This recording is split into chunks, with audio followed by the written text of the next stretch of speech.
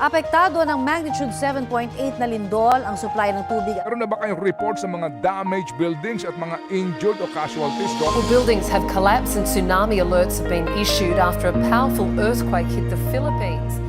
Biglang yumanit ang buong paligid.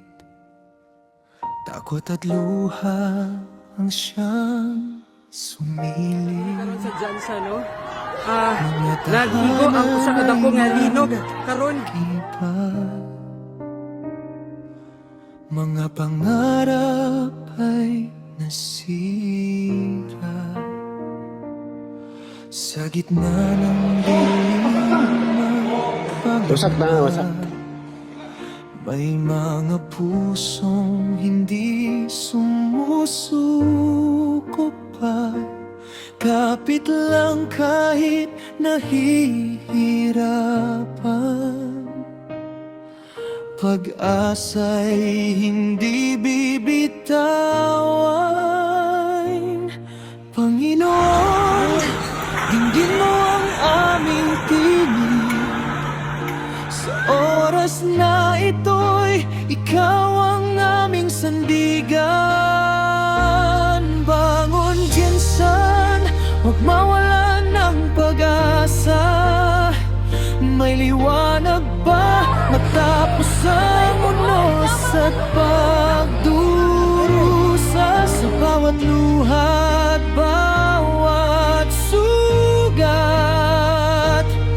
may Diyos na handang magligtas.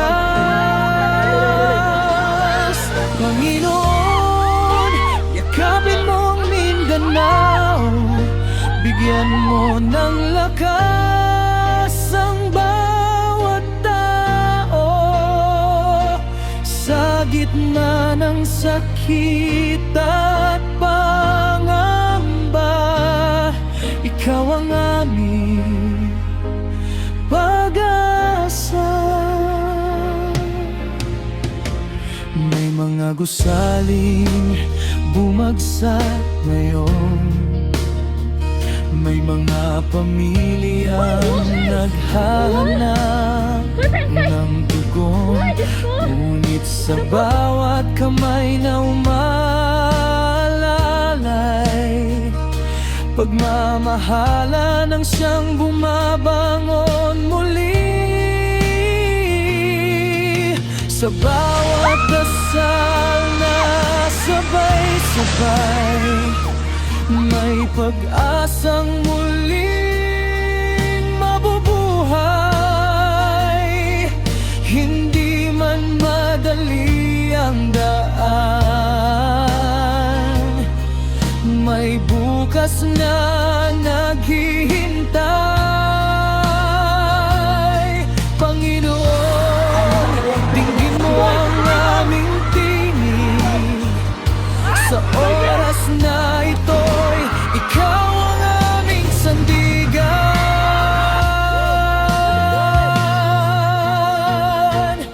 Bangon, Jensan, huwag mawalan ng pag-asa. May liwanag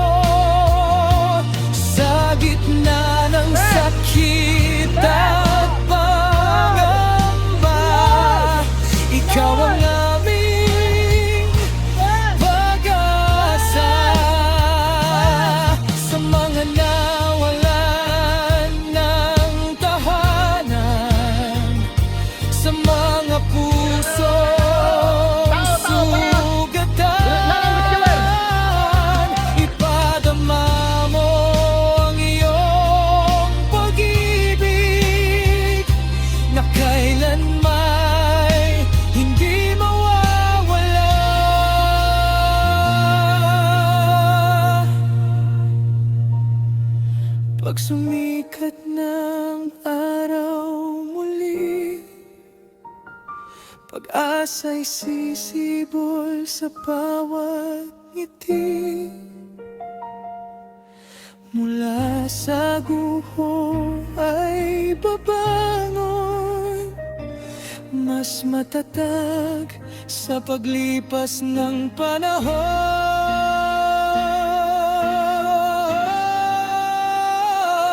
Bangon kinsan, sama-sama tayong tatayo.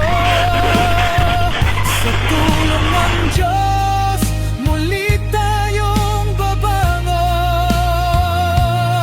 Hindi man natin maunawaan, may dahilan ang bawat laban. Mindanao, kapit lang at manalangin, may Diyos na laging sasalo sa atin. Sa bawat punos na daraan, may bagong umaga naghihintay. Bangon kinsan, bangon Mindanao.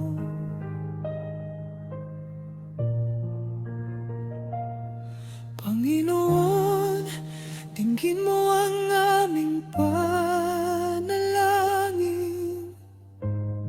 pagalingin